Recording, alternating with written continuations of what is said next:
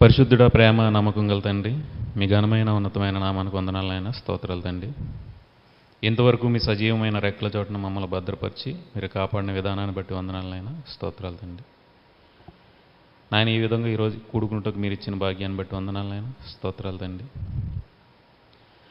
తండ్రి, మీ వాక్యాన్ని మేము పరిశీలించుతూ ఉండగా తండ్రి, మీ ఆత్మ సహాయం దయచేయండి నాయన, కృప చూపండి నాయన. ప్రతి ఒక్కరిని తండ్రి మీ చేతులకు అప్పగించుకుంటూ ఈ ప్రార్థన మీ ప్రియకుమారుడు మా ప్రియ రక్షకుడు అయిన యేసుక్రీస్తు వారి మహోన్నతమైన నామాన ఈ ప్రార్థన మనలో సమర్పించుకుంటున్నాం మా కన్న తండ్రి, ఆమేన్. మొదటిగా ఈ అవకాశాన్ని ఇచ్చిన దేవాదేవునికి నా నిండు కృతజ్ఞతాస్తుతులు తెలియజేసుకుంటున్నాను. అలాగే కూడి వచ్చిన మీ అందరికీ నా వందనాలు. రోమాపత్రిక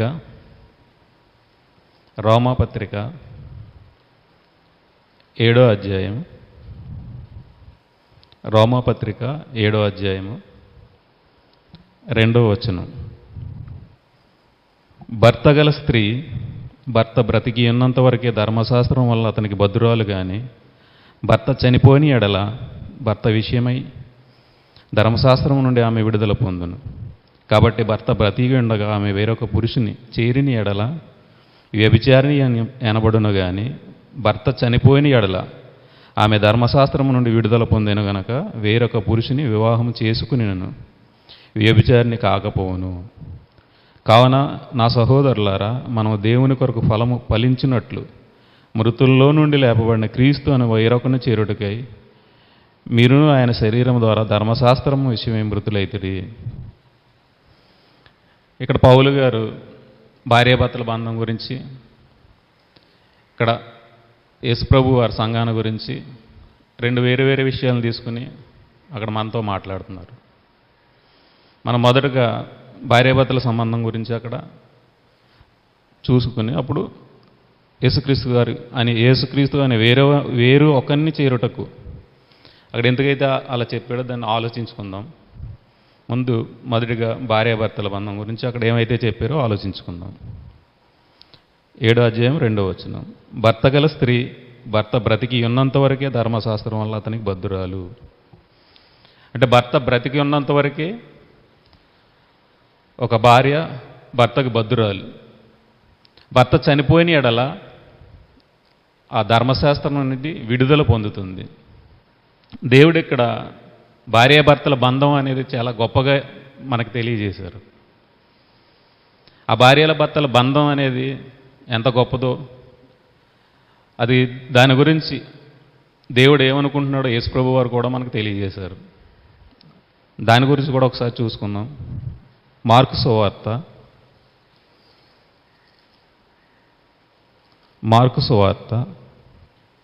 10వ అధ్యాయం.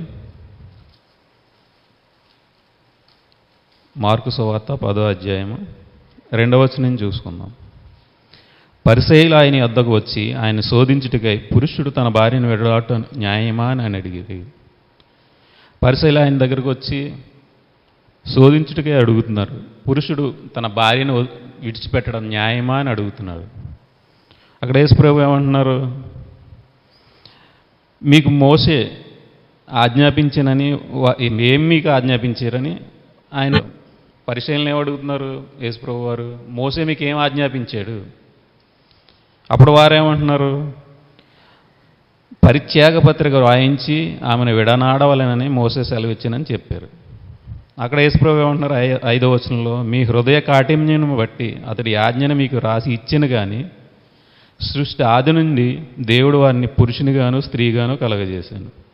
ఈ హేతు చేత పురుషుడు తన తల్లిదండ్రులను విడిచిపెట్టి తన భార్యను హత్తుకొను. వారిద్దరూ ఏక శరీరమై ఉందురు గనుక వారికరు ఇద్దరుగా నుండక ఏక శరీరముగా నుందురు. కాబట్టి దేవుడు జతపరిచిన వారిని మనుష్యుడు వేరుపరచకూడదని వారితో చెప్పాను. ఇక్కడ భార్యాభర్తల బంధం గురించి ఏమంటున్నారు యేసుప్రభు? దేవుడు సృష్టి ఆది నుంచి వారిద్దరూ వేరువేరు చోట్ల నుంచి వచ్చి వివాహ వ్యవస్థలో ఒక్కటై దేవుడు ఏదైతే తన సంకల్పం చొప్పున వారిద్దరిని ఏకం చేశాడో వారిద్దరిని మనసులు విడదీయకూడదు. దేవుడి ఉద్దేశం ఒకసారి కలిపిన తర్వాత వారిద్దరు విడిపోకూడదనేదే దేవుడి ఉద్దేశం. ఇందులో మనుషులు కల్పించుకుని వాళ్ళ ఇష్టం వచ్చినట్టు విడదీయకూడదనేది దేవుడి సంకల్పం. కాబట్టి మనుషులు ఇక్కడ ఏమని అడుగుతున్నారు, పరిశీలి విడిపోతున్న ఏమని మోసే గారు మాకు ఇచ్చారు ఆజ్ఞ అంటున్నారు. ఇక్కడ యేసు ప్రభు వారు ఏమంటున్నారు, దేవుడి ఆ చిత్తం అయితే అది కాదు, విడిపోకూడదు, వాళ్ళిద్దరూ ఏకశరీరమై ఉన్నారు కాబట్టి దేవుడు వాళ్ళని విడదీయటం దేవుడికి ఇష్టం లేదు అని చెప్తున్నారు. అలాగే వేరే చోట కూడా మత్తయి సువార్తలో కూడా అదే విషయం గురించి మనకు ఉన్నది. 19వ అధ్యాయం 9వ వచనంలో కూడా 8-9లో కూడా ఉంటుంది, సేమ్ అదే ఉంటుంది.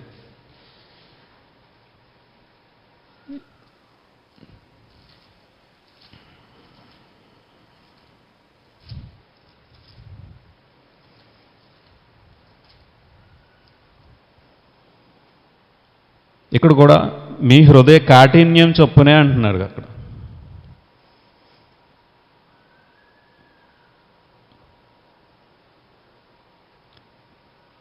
మూడు నుంచి చదువుకుందాం. పరిసయ్యులు ఆయన శోధింపవాలని ఆయన వద్దకు వచ్చి, ఏ హేతువు చేతనైనా పురుషుడు తన భార్యను విడనాడటం న్యాయమా అని అడగా, ఆయన సృజించిన వాడు ఆది నుండి వారిని పురుషునిగాను స్త్రీగాను సృజించాను. ఇందు నిమిత్తం పురుషుడు తల్లిదండ్రులను విడిచి తన భార్యను హత్తుకును, వారిద్దరూ ఏకశరీరంగా ఉందరని చెప్పాననియు మీరు చదవలేదా? కాబట్టి వారెక్కనో ఇద్దరూ కాక ఏకశరీరంగా ఉన్నారు కనుక దేవుడు జతపరిచిన వారిని మనుషుడు వేరుపరచకూడదని చెప్పాను. అందుకు వారు, అలాగైతే పరిత్యాగ పత్రికనిచ్చి ఆమెను విడనాడమని మోసే ఎందుకు ఆజ్ఞాపించిన వారిని అడగగా, ఆయన మీ హృదయ కాఠిన్యమును బట్టి మీ భార్యలను విడనాడ మోసే సెలవిచ్చాను, కానీ ఆది నుండి అలాగ జరగలేదు. ఇక్కడ కూడా ఏమంటున్నాడు యేసుప్రభు, సృష్టి ఆది నుంచి దేవుడు అలా చెప్పలేదు. మీ హృదయ కాఠిన్యం చొప్పున, మీ హృదయాలు కఠినమైపోయినాయి కాబట్టి, మీరు కఠినపడిపోయారు కాబట్టి మా మనసులు అలా చెప్పారు. కానీ దేవుడికైతే విడిపోవటం ఇష్టం లేదు. ఇక్కడ రోమాపత్రికలో ఏమంటున్నారు పౌలు గారు, 7వ అధ్యాయం, రోమాపత్రిక 7వ అధ్యాయము 3వ వచనం. కాబట్టి భర్త బ్రతికి ఉండగా ఆమె వేరొక పురుషుని చేరిని ఎడల వ్యభిచారి అనబడును, కానీ భర్త చనిపోయిన ఎడల ఆమె ధర్మశాస్త్రము నుండి విడుదల పొందెను గనుక వేరొక పురుషుని వివాహం చేసుకున్నాము వ్యభిచారి కాకపోను. ఇక్కడ ఏమన్నారు పౌలు గారు, భర్త బ్రతికి ఉండగా వేరొక పురుషుణ్ణి పెళ్లి చేసుకోకూడదు. దేవుడు ఏమంటున్నాడు, భర్తను విడనాడకూడదు. ఇక్కడ స్త్రీని ఎందుకు చూపెడుతున్నాడు, స్త్రీని గొప్పగా చూపిస్తూ అక్కడ సంఘాన్ని కూడా స్త్రీగానే చూపించాడు దేవుడు. ఇక్కడ ఒక స్త్రీ పురుషుల ఒక వ్యవస్థను మనకు తీసుకుని వచ్చి దానికి అనుగుణంగా సంఘాన్ని కూడా మనకు చూపిస్తున్నారు. మనం స్త్రీని ఏ భర్త గురించి అయితే చెప్తున్నారో, మనకి కొత్త నిబంధన ప్రకారం యేసుప్రభు మనకు భర్త అయి ఉన్నాడు. కాబట్టి మనం ఏ సంఘంలోకి వచ్చామో ఆ సంఘాన్ని ఏమంటున్నాడు దేవుడు, వధువు సంఘం అంటున్నాడు. ఆ వధువు సంఘంలోకి మనం వచ్చినప్పుడు ఎలా ఉండాలో మనకు చెప్పడానికి భార్యాభర్తల సంబంధాన్ని మనకు చూపిస్తున్నారు. ఇక్కడ భర్తని వదిలిపెట్టకూడదు అని చెబుతూ, ఒకవేళ భర్త నుంచి మనకి విడుదల కావాలంటే భర్త చనిపోతేనే ధర్మశాస్త్రం నుండి మనకి విడుదల పొందుతాము అని అంటున్నాడు. భర్తను వదిలిపెట్టకూడదు అంటున్నారు. భర్త ఎన్ని ఇబ్బందులు పెట్టినా, ఇరకాడాలు పెట్టినా చాలామంది ఈరోజు మన సమాజంలో చూస్తుంటే తట్టుకోలేని స్థితిలో ఉన్నారు. అది తల్లిదండ్రుల పెంపకం నుంచి వచ్చిందే కానీ దేవుడు దాన్ని అలా తయారు చేయలేదు. ఈరోజు పిల్లల్ని చిన్నప్పటి నుంచి వాళ్ళకి ఇష్టానికి వదిలేసి వాళ్ళకి స్వతంత్రాన్ని ఇచ్చి చాలా సున్నితస్తులుగా తయారు చేసి వాళ్ళని పెంచుతున్నారు. ఈ పెంచిన క్రమంలో ఏమవుతున్నారు, పిల్లలు ఏ చిన్న విషయాన్నైనా తట్టుకునే స్థితిలో లేరు. కాబట్టి మనం చిన్నప్పటి నుంచి వాళ్ళని ఎలా పెంచాలో, వాక్యంలో అది మంచి ఎలాగా ఉంటుందో చెడు ఎలా ఉంటుందో, ఇది మంచా చెడు అనేది మన ప్రతి విషయంలో వాళ్ళ పిల్లలకి చెప్పుకుంటూ రావాలి.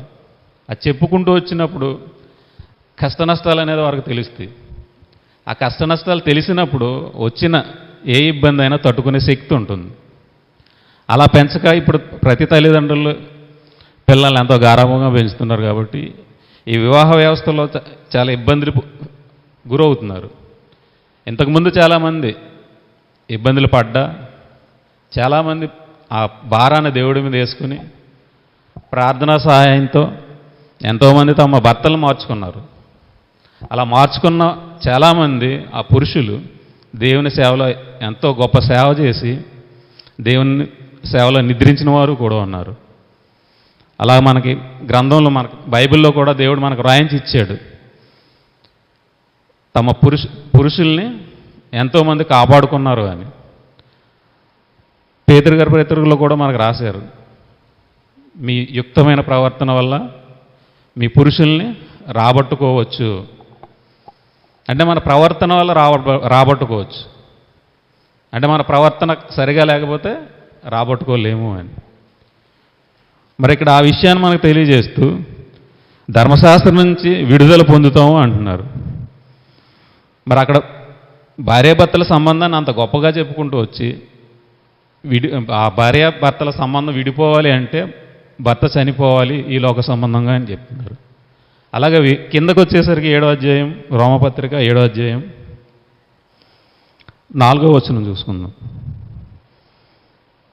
కావున నా సహోదరులారా, మనం దేవుని కొరకు ఫలము ఫలించున్నట్లు మృతులలో నుండి లేపబడిన క్రీస్తు అని వేరొకను చేరుటకై, అంటే క్రీస్తు అని వేరొకను చేరుటకై మీరును ఆయన శరీరం ద్వారా ధర్మశాస్త్రం విషయమే మృతులైతిరి.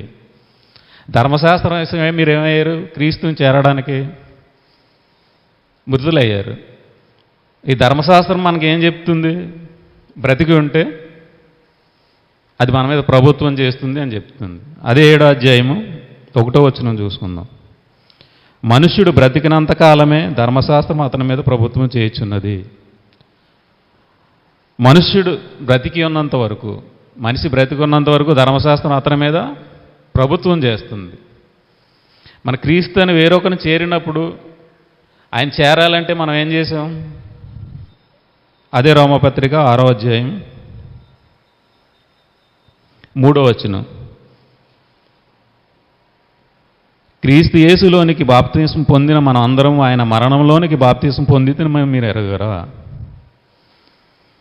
అంటే యేసుక్రీస్తు వారిని మన రక్షకుడు అంగీకరించి, నేను చేసింది పాపం అని అంగీకరించి ఆయన మరణంలోకి మనం బాప్తిసం తీసుకుని మన సంఘంలోకి చేరాం.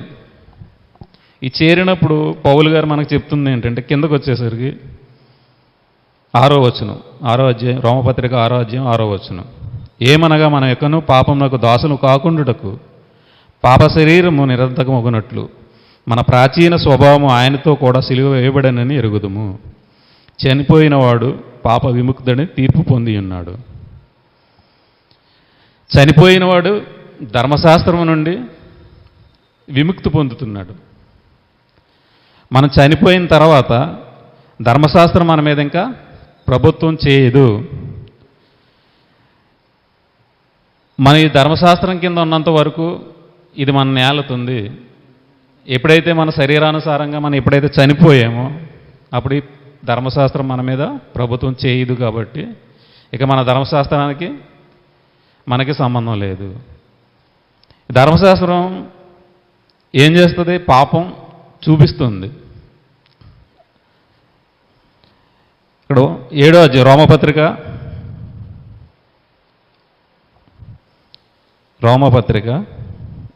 7వ అధ్యాయం 5వ వచనం ఒకసారి చూసుకుందాం.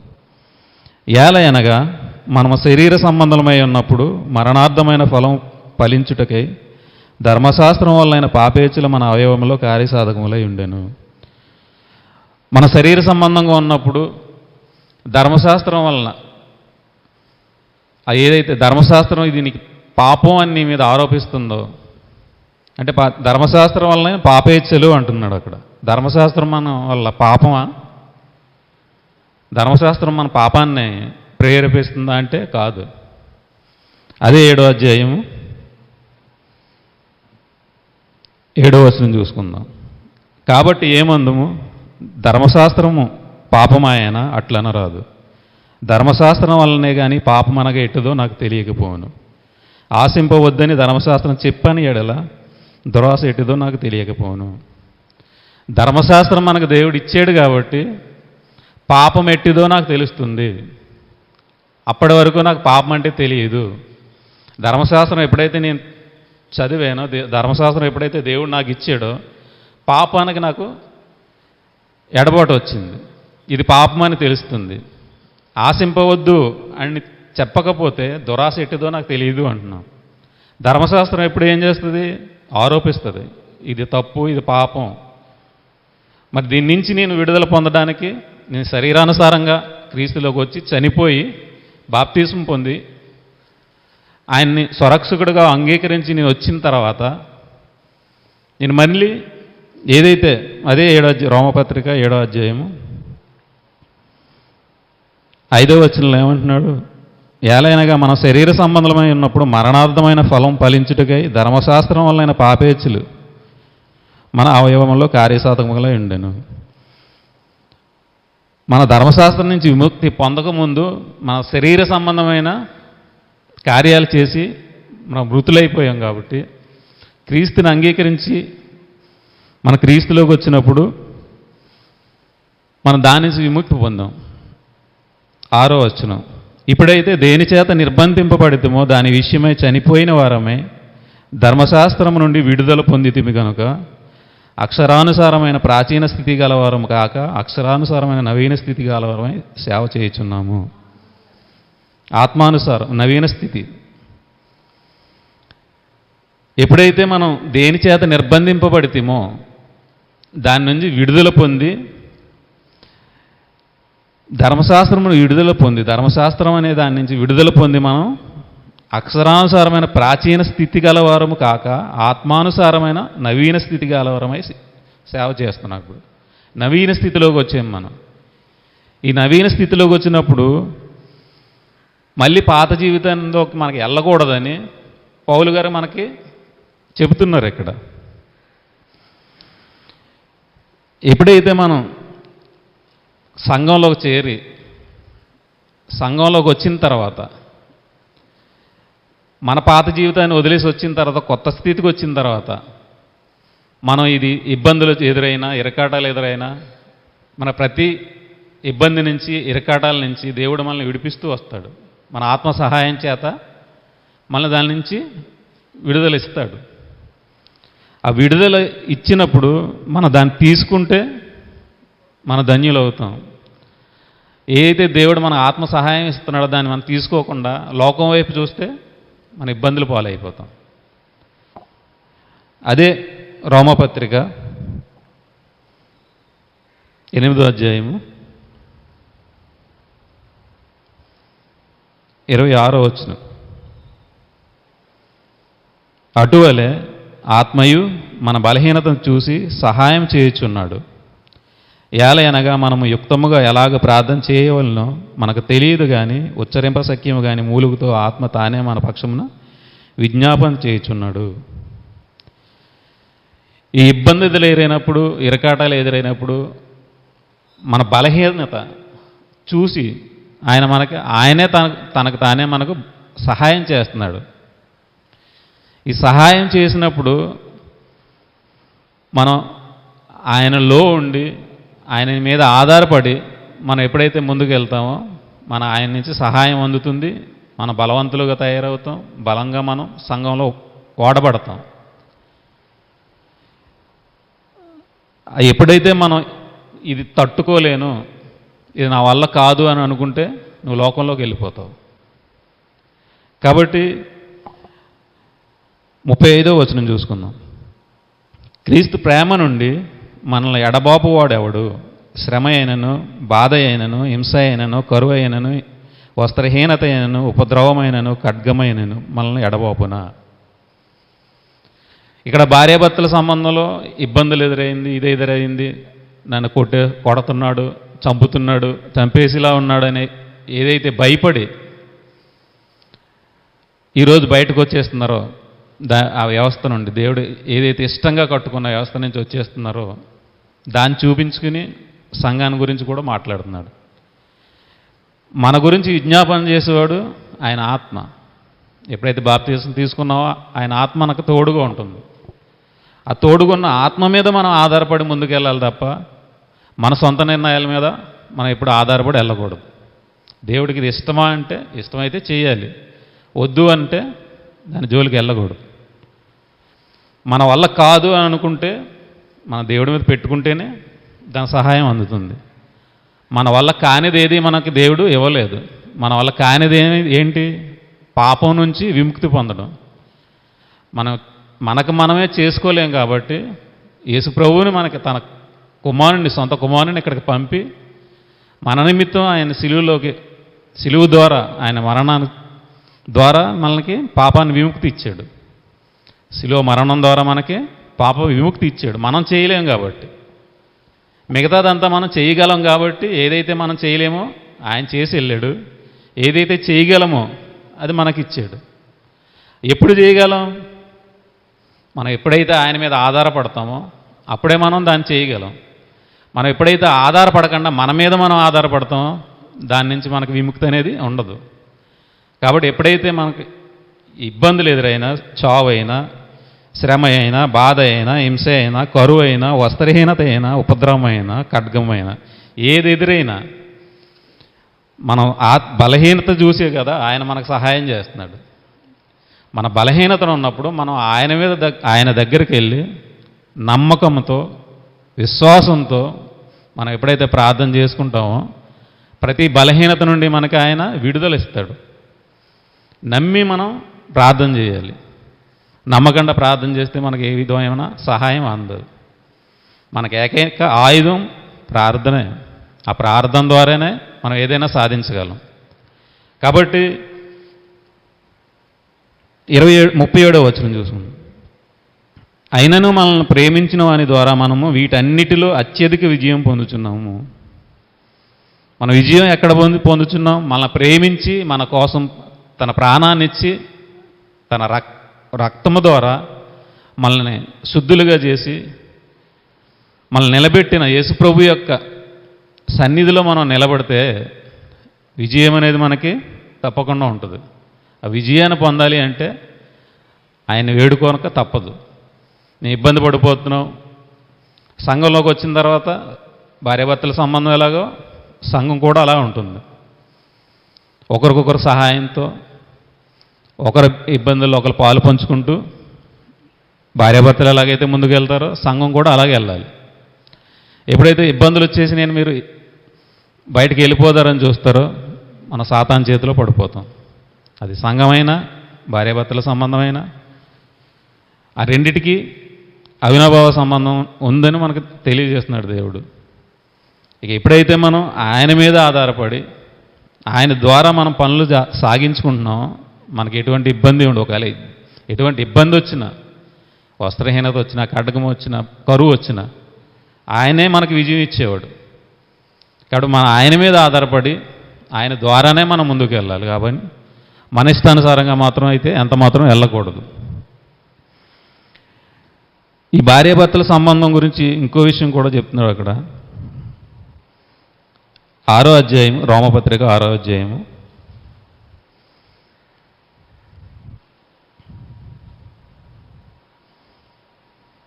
9వ వచనం చూసుకుందాం. మనము క్రీస్తుతో కూడా చనిపోని ఎడల మృతుల్లో నుంచి లేచిన క్రీస్తు ఇకను చనిపోవడనియు మరణము ఇకను ఆయన మీద ప్రభుత్వం చేయలేనిదని ఎరిగి ఆయనతో కూడా జీవించుదామని నమ్ముచున్నాము.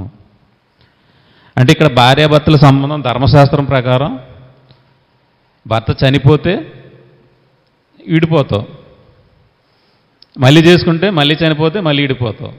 ఇక్కడ క్రీస్తు దగ్గరికి వచ్చేసరికి, యేసుప్రభువు వచ్చేసరికి ఆయన చనిపోడు. ఇక మనకు విముక్తి లేదు. అక్కడ మన విముక్తి ఏదైనా ఉంది అంటే డైరెక్ట్ పరలోకమే.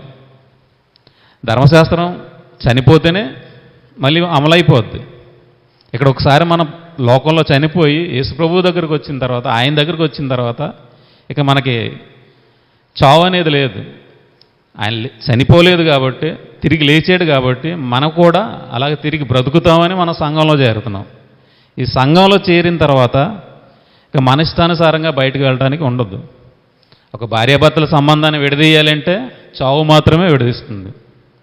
అలాగే సంఘంలోకి వచ్చిన తర్వాత కూడా సంఘం నుంచి మనం విడిపోకూడదు. వెళ్ళాలి అన్నా మనకు కుదరదు. కాబట్టి ఇక్కడ కూడా మనల్ని చావే పరలోకం తీసుకెళ్తుంది. అక్కడైతే ధర్మశాస్త్ర ప్రకారం విడుదల వస్తుంది, ఇక్కడైతే చనిపోతే పరలోకం వస్తుంది ఆయనలో ఉండి ఆయన చెప్పినట్టు బ్రతికితే. ఇక్కడ ఈ రెండు విషయాల గురించి మనకి దేవుడు చాలా గొప్పగా మనకు తెలియజేస్తూ మీరు ఎలా బ్రతకాలి, ఎలా ఉండాలి అనేది దాన్ని మనకి చాలా గొప్పగా చెప్పాడు. అలాగే ఒకవేళ మాట వినకపోతే సామెతలు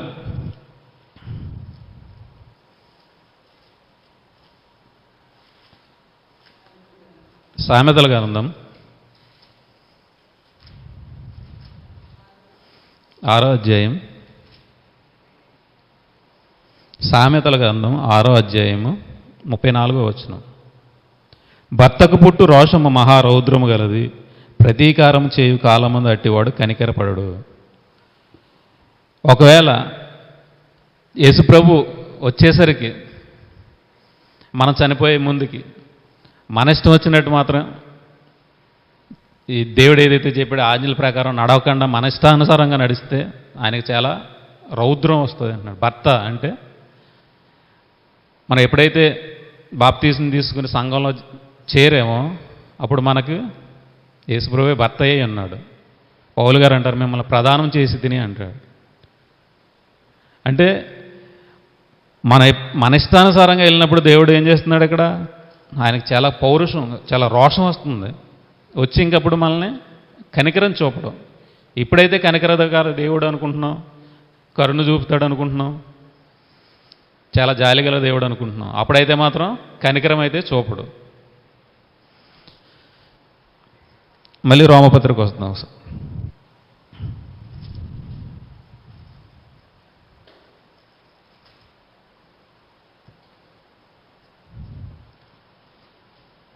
రోమపత్రిక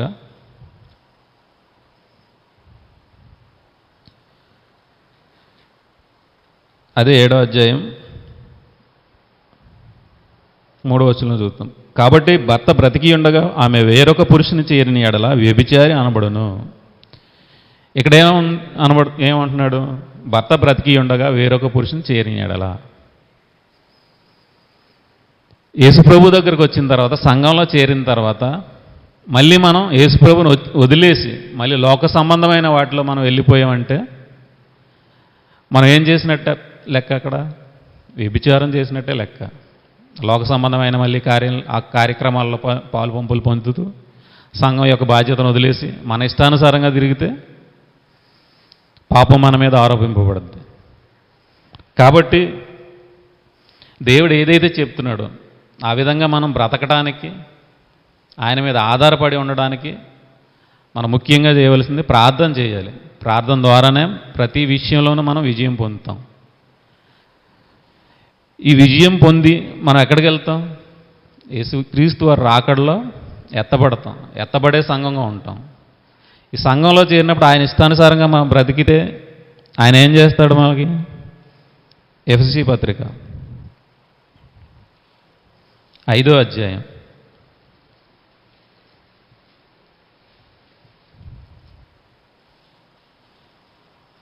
27వ వచనం. మీ భార్యలను ప్రేమించుడి, పురుషులారా మీరును మీ భార్యలను ప్రేమించుడి. అటువలే క్రీస్తు కూడా సంఘమును ప్రేమించి అది కలంకమైనను ముడత అయినను అటుది మరి ఏదైనాను లేక పరిశుద్ధమైనదిగాను నిర్దోషమైనదిగాను మహిమ గల సంఘముగాన ఆయన తన ఎదుట దాన్ని నిలబెట్టుకోవాలని వాక్యముతో ఉదక స్నానము చేత దాన్ని పవిత్రపరిచి పరిశుద్ధపరచుటకై దాని కొరకు తాను అప్పగించుకొనెను. యేసుప్రభు ఏం చేశారు మన గురించి? ఒక భార్యగా తన భర్త ఎలాగైతే చేస్తాడో, ఒక భార్యకి తన భర్త ఎలాగైతే చేస్తాడో అలాగే కూడా యేసుప్రభు మన గురించి ఏం చేశాడు? తను తాను అప్పగించుకున్నాడు. తను అప్పగించుకుని అక్కడ ఎలా జారీ చేస్తున్నాడు సంఘాన్ని? ఒక కలంకమైనను ముడతైనను మరి ఏదైనాను ఏదీ లేకుండా, అలాంటిది ఏదీ లేకుండా పరిశుద్ధమైన నిర్దోషమైన మహిమగల సంఘంగా తయారు చేస్తున్నాడు. అలాంటి మహిమగల సంఘంగా మనల్ని తయారు చేసినప్పుడు ఈ సంఘంలో చేరిన మనం మన ఇష్టానుసారంగా నడుచుకోకూడదు. దేవుడు ఏదైతే చెప్పాడో, యేసుప్రభు ఏదైతే మనకి ఇలా ఉండమని చెప్పాడో ఆ విధంగా మనం ఉండాలి తప్ప మన ఇష్టాన్ని అందులో చొప్పించి మన ఇష్టానుసారంగా మాత్రం అయితే ఉండకూడదు. నాకేదో అనిపించింది నేను అలా చేస్తానంటే అది కుదరదు. మనం వేరొకరిని చేరాం కాబట్టి మన ఇష్టం ఉండదు ఇంక అక్కడ. ఆయన ఏదైతే చెప్పాడో దాని ప్రకారమే మనం నడుచుకోవాలి. మన ఇష్టం వచ్చినట్టు నడుచుకుంటూ నేనేదో చేస్తానంటే మాత్రం దేవుడైతే ఒప్పుకోడు. ఇక్కడ చాలామంది అడిగినప్పుడు మీరు ఎందుకు ఇలాగా ఇష్టానుసారంగా తిరుగుతున్నారు అంటే, ఒక స్త్రీలను అడిగినప్పుడు మీ సమాజంలో ఉన్నప్పుడు మేము ఎంత ఉందామన్నా మమ్మల్ని ఉండవటం లేదు అంటున్నారు. అంటే ఉందారన్నా ఉండవటం లేదంటే నువ్వు ఎవరి మీద ఆధారపడుతున్నావు? ఈ సంఘంలో ఈ సమాజంలో ఉన్న వాళ్ళ మీద ఆధారపడుతున్నావు తప్ప దేవుడి మీద అయితే ఆధారపడతలేదు. ఎప్పుడైతే మనం దేవుడి మీద ఆధారపడతామో ఆయన ఇప్పుడు తప్పక సహాయం చేసేవాడే. దేవుడు మనకి సహాయం చేయలేనివాడు కాదు. అంత గొప్ప దేవుడిని మనకు కలిగి ఉండి మనం ఏదో చిన్న చిన్న మాటలు మాట్లాడకూడదు.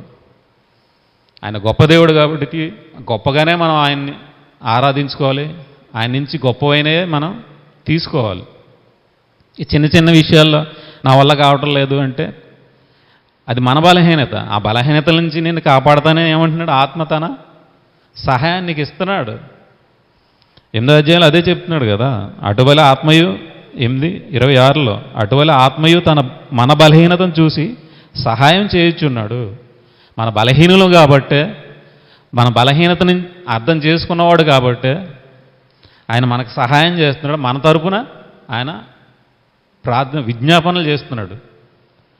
మన అంత గొప్ప దేవుడిని కలిగి ఉండి మన ఇష్టానుసారంగా మళ్ళీ సమాజంలో కలిసిపోతే దేవుడైతే మనల్ని ఎంతమాత్రం ఒప్పుకోడు. మనం ఆయన సన్నిధిలో ఉండి ఆయన ఇష్టానుసారంగా మనం బ్రతికి ఆయన మీద ఆధారపడితే ఆయన సన్నిధిలో మనం ఎప్పుడూ క్షేమకరంగానే ఉంటాం. ఆయన వదిలేస్తేనే మనం ఇబ్బందుల పాలవుతాం. ఒకవేళ ఇందులో ఉన్న శ్రమలైనా హింసలైనా ఖడ్గమైనా వస్తే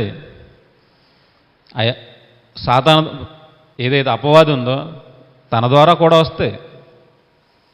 వాటి నుంచి ఏ విధమైన ఇబ్బందులు ఎదురైనా మనకు ఏకైక మార్గం ప్రార్థన. ఆ ప్రార్థన ద్వారా ఆయన మనకు సహాయం చేస్తాడు. కాబట్టి భార్యాభర్తల సంబంధం ఎంత గొప్పదో అలాగే సంఘం యొక్క ప్రాముఖ్యత కూడా అంత గొప్పది. భార్యాభర్త ఇద్దరు ఏకశరీరమై సంఘంలో ఎప్పుడైతే పాటుపడతారో ఆ సంఘం అభివృద్ధి చెందుతుంది, దేవునికి మహిమకరంగా ఉంటుంది. మనం ఏం చేసినా దేవునికి మహిమకరంగా చేయాలి తప్ప దేవుడికి చెడ్డ పేరు తెచ్చేవారుగా మనం ఉండకూడదు. మన వల్ల కాకపోతే దేవుని మీద ఆధారపడాలి, దేవుణ్ణి వేడుకోవాలి.